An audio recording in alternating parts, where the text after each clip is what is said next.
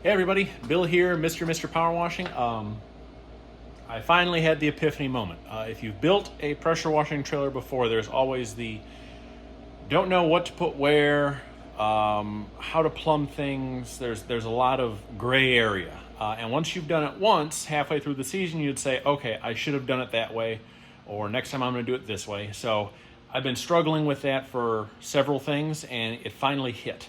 So here we go. This is part 4. So a lot of things have happened. Actually, probably in the past 10 minutes, I'd say the majority of this happened. But first, yesterday, I got the 8-gallon-a-minute pump set up here. I did that by myself. It's amazing what you can do if you understand a little bit of physics and geometry. I basically had that on this little rolling scaffold, which I utilized like a table, and with various blocks of wood and a pry bar, I basically just kind of also used a couple milk crates behind it and put 2 boards going across like a little sled and basically just slid it into place. And then I pried it up a little bit each side to get the bolt set, and boom, it's up, it's in. So think about the easiest way to do something. Sometimes it does help. In instances like this where you're dealing with large equipment, if you're on your own, there you go. So as of yesterday, the last video, I was planning on having the water-fed pole reel on top of here, my supply hose reel, which I did today go and get some 1-inch flat stock that I was going to make my own stacking kit, since I didn't want to spend $150, nor have the time to wait for one to ship that Titan makes. So I was going to make my own. But after the epiphany happened, there was no need. I was originally planning on having my soft wash metering system somewhere over here that didn't look out of place. Was it going to be up? Was it going to be down? Where was my Flow Pro going to go? Where was the 12-volt soft wash pump going to go? Where was the water-fed pole pump going to go? So then I said, well, I've got this tank on the side here. So I just sort of took a bungee cord and really Mickey Mousely held it up there. And it looks really good, and it's going to be functional. It's easy to reach between here. I can easily open it up. I don't have to lean in too far. I have all my controls right there, so that's going to work really good. I'm going to use that bar stock to go behind this cage, and then I'll probably weld bolts to the bar stock through and put nuts on this side. So that's mounted there. So that solved that problem, meaning then I had a big hole here. Well, I've got a job for next week. I already had my water-fed pole here. Why not leave it? So I put that reel back. It's not mounted down yet, but that's where it's going to go. So that'll work good because I already have my clearance for my handle here from the electric reels, meaning that's just going to stay the way it was.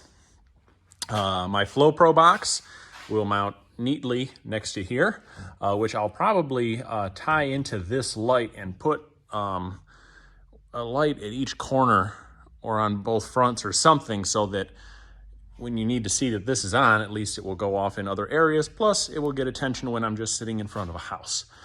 So that I'm going to somehow mount to this side of the cage. It's upside down. I'm very visual if that point hasn't gotten across yet, so I will Mickey Mouse things up just so I can see the functionality, how everything is going to flow. Get it? Flow? Flow? Maybe not. Okay, anyways.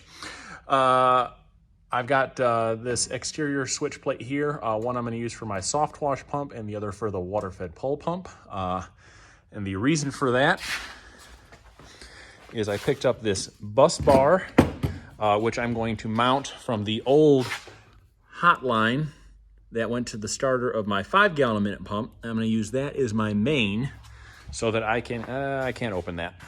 But I got my battery in there with my circuit breaker, so when that's on, I had 2 switches here, one for the 12-volt pump for the soft wash and one for water-fed pole, but I wanted to eliminate that because I currently have all these coming out here.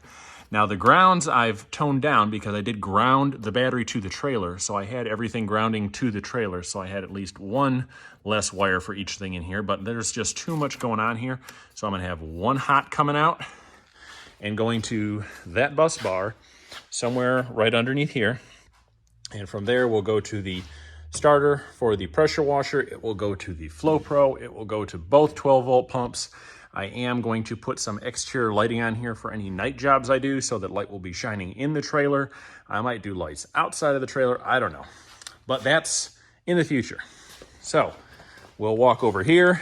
And since I knew water-fed pole was going there, this is where my soap tank's going to go. That way I have both walking room here to access the behind everything if need be.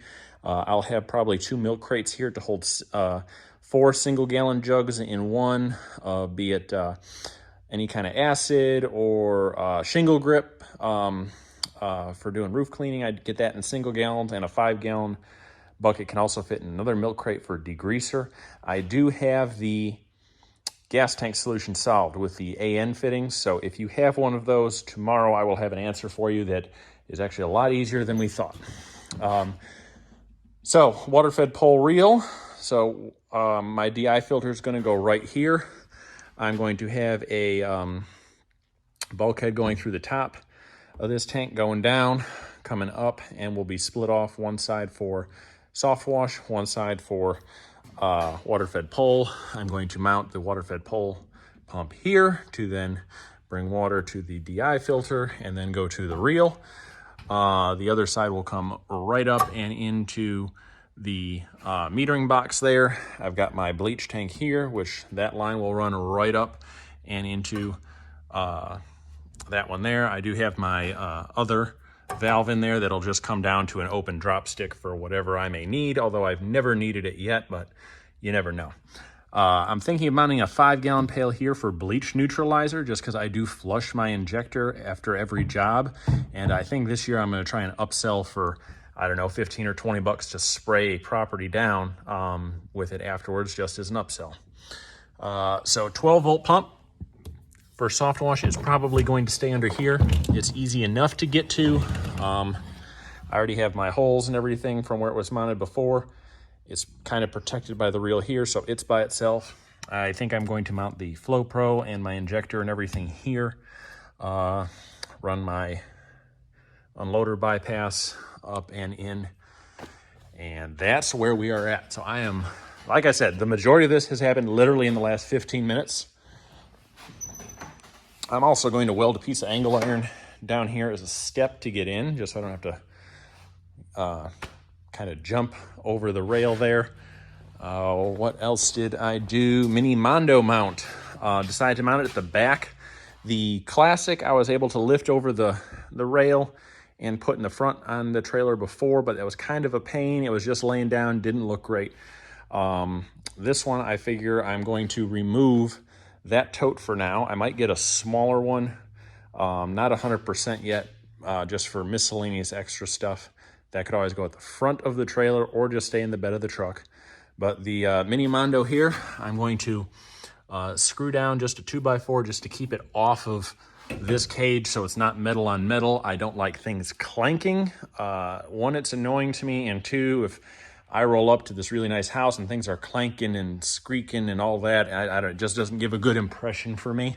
So I like to keep things quiet. I've got two, if you saw any of my other pictures or videos from the years past, I love these quick fist clamps. They're rubber. I actually bolted 2 of them together and tied one end to the cage and the other end to this, so that will hold this handle good and sturdy up there. And I'll probably also just do either a small ratchet strap, a cargo strap, or even just a bungee going around the base holding it in. My cones will stay here, and I do have room right there for the Whisper Wash Classic as well, so if I don't need the full 31-inch Mondo, I'll have access to that. So that's what we've gotten to. Believe it or not, I've only been out here about 2 hours today. Had to replace a mailbox, mother-in-law's mailbox, several things going on. It was a 60-degree day, 60-plus degree day here today, so it was also a plant buying day and plant planting. So there was all that. So hopefully tomorrow will be a little more productive, but I feel really good about this. I'm really liking the way everything looks. So now I've got the motivation to go for it, 100%. So that's what we're going to do. Tomorrow we'll be mounting all of this stuff Resecuring the reels. Depending on what I do after this video, I might slide them all back and get these, the rest of the rail here, this fender, painted with the new blue, which right there, again, is a really good new to old, much brighter. Looks really, really good. So might do that. That way then tomorrow I can come in and basically bolt everything down as far as reels go, start on my plumbing and start on the electrical, because that's going to take a good amount of time. So there's that. Thanks for watching. Feel free to comment if you have any questions. Happy to answer them. I obviously take a lot of time and thought into this stuff, so if I do something, there's usually a reason why, and I'm happy to share that with anyone to make the process a little bit easier, more enjoyable, all that good stuff. So thanks for checking in, and we'll see y'all tomorrow.